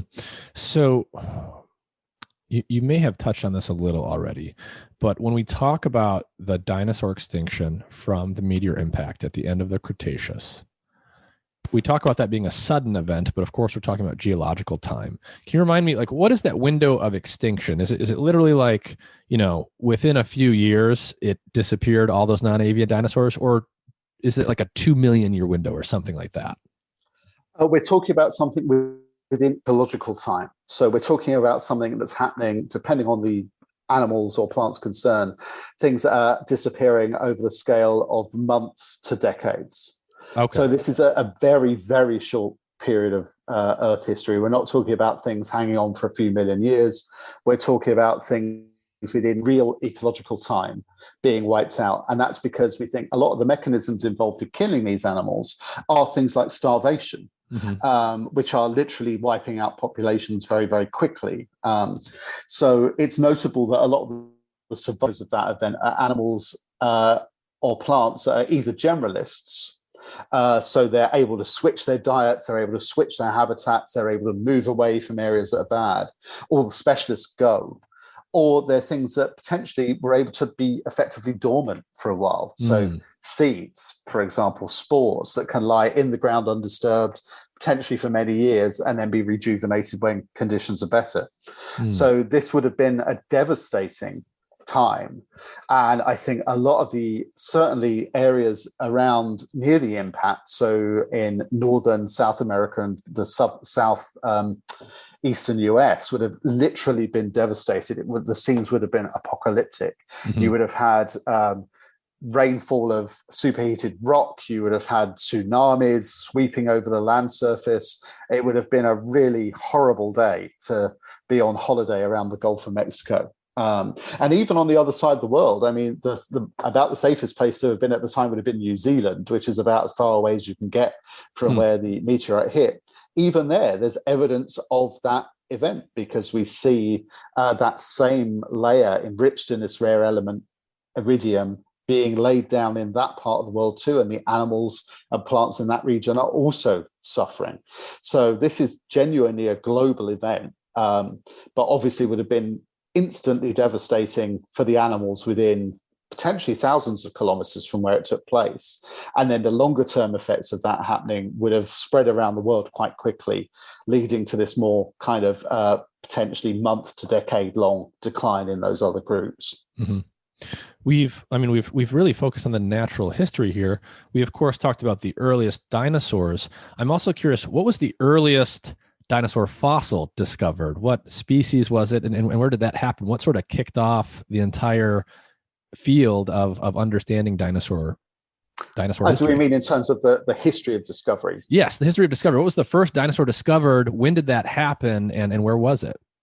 Sure. So actually this, as far as we know, in terms of documentation, this happened in Europe. It's entirely plausible that lots of people around the world were encountering dinosaur bones and finding them and being curious about them, maybe even incorporating them into their rituals or their belief systems. But in terms of actual written, definite evidence of dinosaurs, it dates to the 17th century in Europe, where we have, first books mass-produced thanks to the invention of the printing press, and a widespread interest in natural history by those people that actually had the time and the kind of privilege to be able to sit down and think about things. So often people who were vicars in country in kind of country parishes, and members of the aristocracy who had lots of money and time and were able to be curious rather than having to do things. So the first illustration of a definite dinosaur fossil that we're aware of is in a book by a guy called Robert Plot, who illustrates a what we now know is the end of the thigh bone of a meat-eating dinosaur from the Jurassic of the UK. He didn't know what it was when he found it. He thought about it a lot. He initially thought it might be from a fossil elephant that would maybe been brought over by the Romans to the UK when they were in there. But very famously, he then decided for a slightly ruder interpretation of thinking that it was actually a giant fossilized human scrotum. It has a very distinctive shape, which may have led him to that conclusion. But it is very definitely the knee joint of a dinosaur. And so this was actually formally named Scrotum humanum in Robert Plott's book. And there are also a number of other books published around the same time that figured what we think are probably dinosaur teeth, also from these same Jurassic rocks in the UK. So, but they weren't recognized as dinosaurs at the time. They were just curiosities. No one really knew what they were. And it had to wait another 100 years or so when more of these bones were being found, they were being talked about, but nobody had really idea of what they were. And in 1824, a clergyman at Oxford University, William Buckland, published his research on a set of bones found just outside Oxford and published the name Megalosaurus, which is the first dinosaur name to have ever been formally proposed. And that was based on a series of bones from rocks about 164 million years old, just outside Oxford. And that really kickstarted dinosaurs as a subject. So that was the first one to be named, was named in the UK. The next two to be named were also found in the UK. And then a few more came in from continental Europe. But again, although these things were being named, they were recognized as giant extinct reptiles, but it wasn't thought that they belonged together or they might be related to each other. And that insight came in the 1840s with the British comparative anatomist Sir Richard Owen, who realized that a lot of these fossils had things in common that linked them together as a group, and that those things were very different from the features seen in living reptiles. So he was the one that coined the name dinosaur in 1842 and recognized them as a distinct group of animals.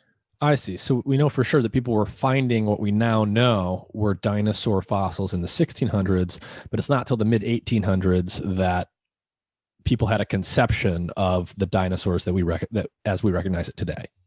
That's exactly right. And that comes down to the fact that it took a long time for people to accumulate the kind of knowledge to see what they were looking at. So during that time, there'd become a greater appreciation of the age of the Earth, a greater appreciation of the structure and range of living animals as people started to investigate the animals around them in a more systematic way too. And as I say, it's almost certain that people are encountering dinosaur fossils around the world. Yeah. I'll put before that, but these are the first times that they're recognized as such.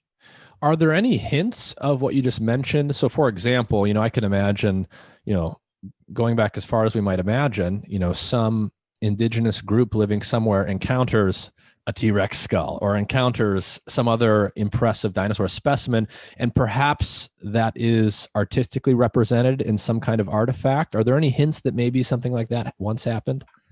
There have been some suggestions about this, some of which are actually relatively convincing. So, for example, a scholar in the US called Adrian Meyer has suggested that the griffin myths that were very prevalent in the Middle East and in Europe in kind of from the Middle Ages and medieval period and earlier may have had their origin by travelers encountering the fossilized skeletons and skulls of dinosaurs along the Silk Road.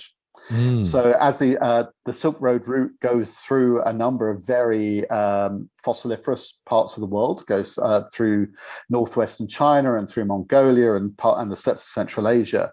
And it was suggested that these animals in particular, which have very parrot-like beaks and have hoof-like claws on their feet, might have been a very good model for the kind of chimeric animal that they came up with for a griffin, which obviously has the head of an eagle and the body of a lion, which actually is not a big jump of the imagination for a Protoceratops skeleton.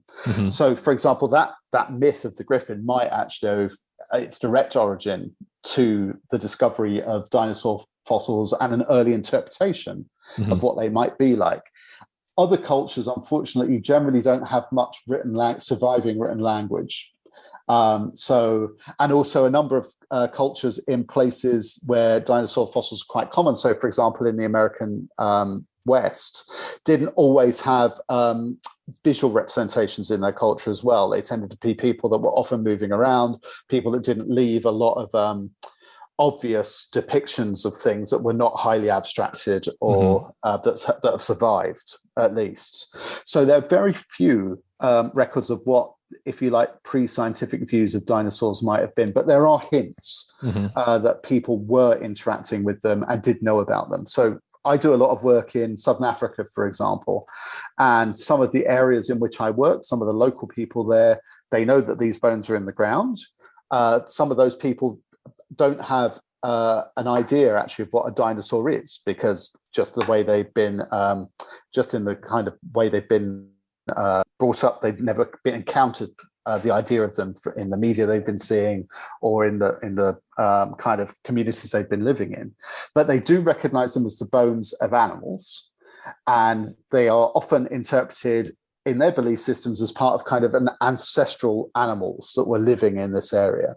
So there's definitely a conception that these are animals from a deeper time than the time we're living in now, and that they're different from animals today. Yeah, and that does kind of make sense, because I think all human cultures have a very potent sense of ancestors, our own ancestors, but it makes sense that it would be natural for them to think about animals that way as well.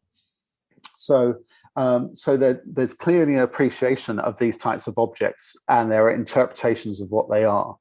But in terms of thinking of, if you like, historical depictions of those bones in art or in kind of ritual contexts, I don't think there are any good examples that are definitely of dinosaurs. I think there are some examples of things like that from more recently extinct animals, things like mammoths and woolly rhinos and so on.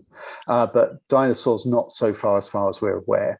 And another reason actually is a lot of the richest dinosaur grounds are genuinely in areas that are not particularly nice to live in. Yeah. They're dry, they're often difficult to farm, they might have low densities of game. So they're not necessarily areas that people were doing more than traveling through rather than living in. But very famously, for example, some people living in Siberia used to make their houses of mammoth bones. So they were using kind of those paleontological resources for a very practical purpose, and they were aware of the mammoths being frozen in the permafrost and made use of those resources in their day-to-day lives. So speaking of mammoths, or just the general notion of something that's more recently extinct and therefore better preserved, I know that there's very, very good specimens of mammoths that are, I think, literally frozen and more or less intact, where you do start to get things like DNA, and you do start to ask these Jurassic Park-like questions about bringing a creature like that back. Is that possible with a mammoth or a more recently extinct species? And do you see any scientific value in doing something like that? Well, we have, because they're so recent in time to us and because they're so well preserved, we know a reasonable amount about the genomics of some extinct Ice Age mammals. So we have a reasonable amount of knowledge of the genome of mammoths and of woolly rhinos and of things that are more recently extinct, like moas, and also even obviously of Neanderthals and some other ancient human species as well. So this has been an emerging field over the last 20 years, and there have been huge technical advancements that have allowed people to do that.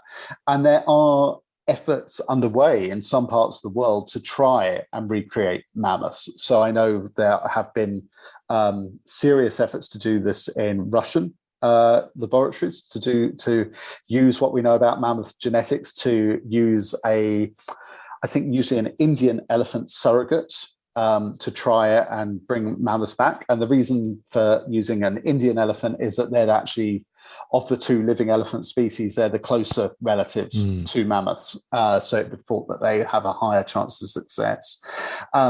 So one of the key technical barriers to doing this actually is not so much knowing about the sequence of mammoth DNA as to know more about mammoth pregnancy and indeed the pregnancy of living elephants, which there's a lot of work that still needs to be done on the basic physiology of how elephant pregnancy works that you would have to solve before you could even then start to think about the next step of using one as a surrogate for cloning a mammoth. So there have been attempts. None of them have heralded any success at all at the moment. And I think I have a conflicted idea about whether this is a good idea or not.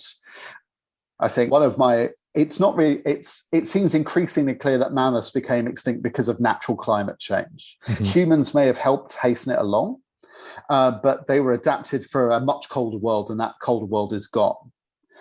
So it's not simply that they were hunted by voracious packs of early humans desperate to kill every big hairy elephant that they ever met.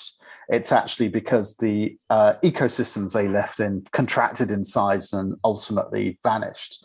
So we would be bringing back an animal, if you like, that would not necessarily be a good fit for the ecosystems that are in those parts of the world now.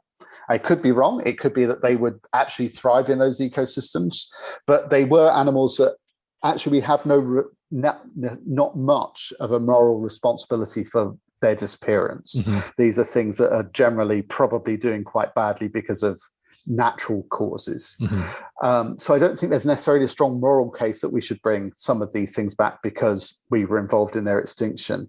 And in fact, the moral case then is, are you bringing these animals back into an unfamiliar world where they're going to be stressed?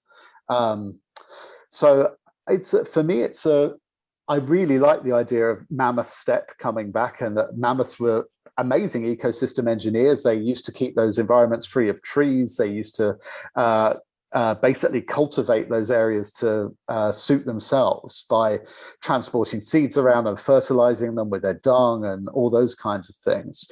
And it would be amazing to see them roaming about again. But we're probably kidding ourselves if we think we're recreating the primeval state of those areas simply by putting a few genetically engineered mammoths back in them. Mm-hmm. I think if we were going to make a moral case of it, there are cases of animals that we made extinct more recently through hunting or through habitat destruction.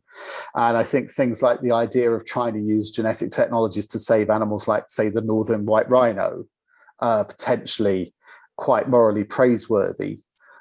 Whereas for things that have been long extinct, the moral question might be the other way around, in the sense that are we bringing animals that are not adapted to the environments that are around now and in fact creating stress for them and potentially stress for the other animals that do live there now that aren't used to them being around. So it's some interesting moral questions to throw around, as well as the very real technical questions involved in doing that kind of work. Mm-hmm. What very briefly, what's your own origin story as a paleontologist? Were you just, a little boy who loved dinosaurs and just stuck with it, or did you get into paleontology somewhat later in life? I was. I'm one of those individuals that started with dinosaurs at the age of 6. So my mum brought me the Ladybird Book of Dinosaurs, and I was hooked from that point onwards. I was always very keen on that history and science when I was a kid and growing up. And I had various times when I thought I might try and do other things. I thought I might be an astronomer at one point, and then I realized I wasn't interested enough in maths to do that. Another point, I thought I might want to be a veterinary surgeon.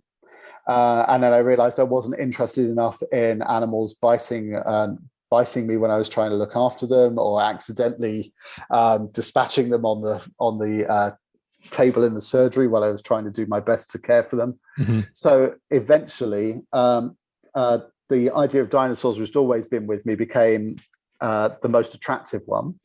And that's partly because I am still very much interested in living animals as well. And dinosaurs were amazing animals, and studying them means that not only are you thinking about really cool animals, but you're also doing a lot of problem solving. And I like the kind of detective work that we have to do to use the incomplete evidence that we have in order to build the pictures up. And that kind of combining lots of different lines of evidence and looking for patterns and trying to come up with the cleverest deductions from the least amount of evidence is very appealing. Mm-hmm. A couple of quick questions about present day paleontology. One is, I would love to just know very briefly, like, what are a couple of the hot topics right now that, paleontologists are really keen to work out, that we think we're going to solve, but we haven't figured out yet? And two, how many of you are there? Are there like yearly paleontology conferences where thousands of people are getting together, or is it a few dozen individuals who are like the big thinkers?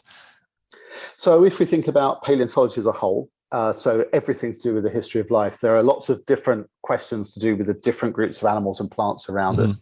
I would say one of the biggest areas that people are working in at the moment is trying to get as much evidence from the fossil record as possible to know what we might face in the current climate crisis. So obviously through the extinction of life, we've seen different groups come and go. We've seen them expand and contract in their geographic range because temperatures have changed, the amount of rain has changed, geography's changed.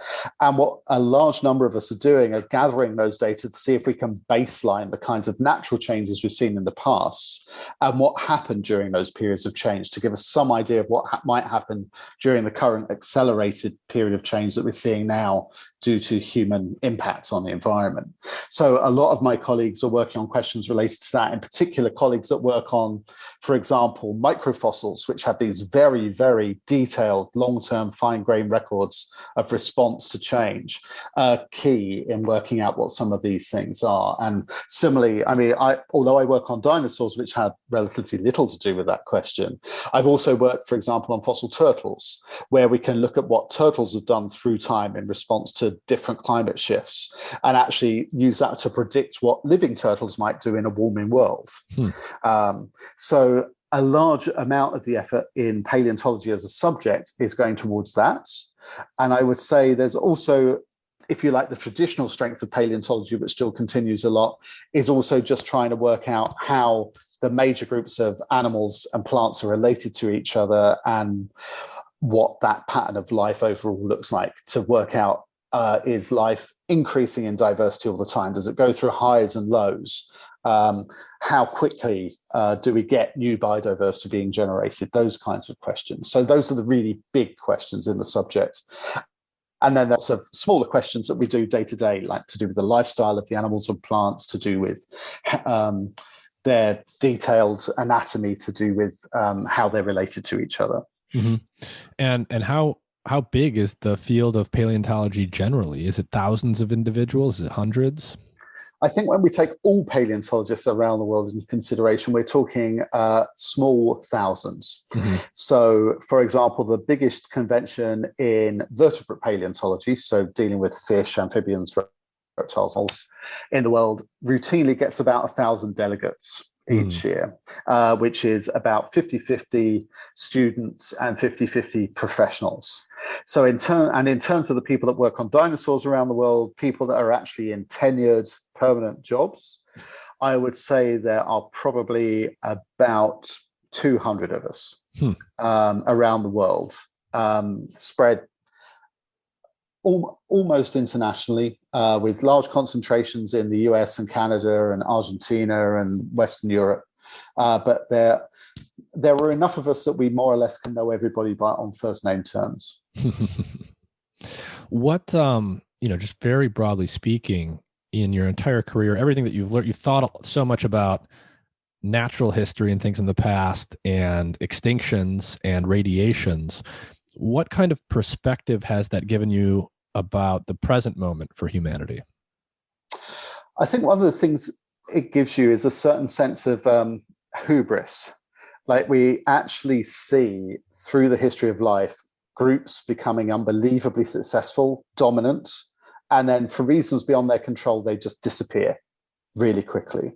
And I think that tells us a really strong story, that when we are smugly sitting thinking we're pinnacles of creation, that actually we haven't been around that long, and we're relatively fragile in ways that we probably don't appreciate in terms of these great planetary kind of crises. And as a result, it does give you a slight humbling sense to know that things can go drastically wrong really quickly, even if you think everything is actually fine. So I think that sense of a general sense of how fragile life is something that comes out of thinking about that very long-term perspective. But more positively, the other thing, and it sounds terrible, but it genuinely gives me a kind of warm glow, is actually the interrelatedness of life. like we share so much in common with other species. We share their environments, but we also share their DNA. You can't see it, but where I'm sitting at the moment, I have a houseplant a couple of feet from me. I mean, I share a lot of my DNA with that plant. We all have a single common ancestor going back years and years. We have a single common ancestor with apes. We have one with other mammals. We have one with other things that lay eggs. We have ones with other things with backbones going back. And that connectedness is actually a really positive feeling that you're part of this kind of greater and really complex whole. Final question. Jurassic Park. Great movie, or does it just irritate you? Great movie. I really enjoyed it. So the original movie came out when I was still an undergraduate student. I went to see it immediately when it came out. And I also have very warm feelings about it because it actually got me my first paid job in paleontology. I ended up being hired as an intern for that summer when the movie was released to support a colleague of mine who needed someone to help field all of the inquiries they were getting that summer. So I'm naturally very inclined to have warm feelings about it because I actually earned money as a result. But generally, I think it's a great movie. At the time, they did work very hard to try and make the animals look like really good living, breathing animals. They took it seriously. And the premise of the story is a really clever one. Idea of getting DNA out of mosquitoes and cloning dinosaurs. It's unfortunately, technically, almost certainly impossible, at least at the moment, and quite probably never will happen. Probably shouldn't either. I mean, the movie itself says we really shouldn't do this. It's just dumb, right? But the idea is quite elegant. And in terms of getting people interested in the subject, it was an amazing ambassador. And for a lot of these things, some of my colleagues do get annoyed when they see represented or they see things that are factually inaccurate. And you understand why, because it's close to people's heart. But at the end of the day, it's a story.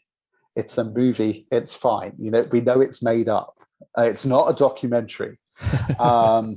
So I think you have to keep those things separate in your head. And as an adventure movie, I think it's still a great movie. And I'd be lying if I said I didn't watch it from time to time.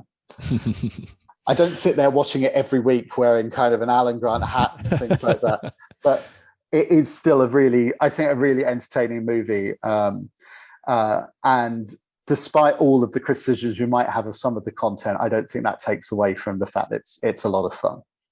Well, Professor Paul Barrett, do you have any final thoughts on the general subject that you might give to a general audience before we go? I think one of the key things to say would be that paleontology is actually one of those sciences where you don't need to be a specialist to contribute. It's still very much the case that if you're a keen fossil collector and you have sharp eyes and that you are curious, you can actually still make a contribution. You don't necessarily need a particle collider or a lab or lots of expensive machinery. What you need are good eyes, an ability to walk around and spot interesting things on the floor, and they can still actually make really key contributions to the subject without formally and professionally being a part of it. So paleo is one of those sciences where we actually have a very strong amateur community that interacts very closely with a professional community and actually has a very good relationship with it. So it is genuinely one of those areas where you can infuse people hands-on without having to go through extensive training or having to get expensive grants or fancy degrees. And you can still actually make a real contribution. And the other part of it is, if you are interested in finding fossils, if you're the first person to find a fossil, the first human that's ever seen that thing since it was buried however many millions of years it was ago. And that's a moment of pure individual discovery, the like of which a lot of people will never experience. You're literally seeing that insight into a vanished world, and you're the first person to see it. And there aren't many other people who get to do that kind of thing. So that's a really fun reason to be a paleontologist. Professor Paul Barrett, thank you for your time. No, pleasure. Thanks very much for the invitation.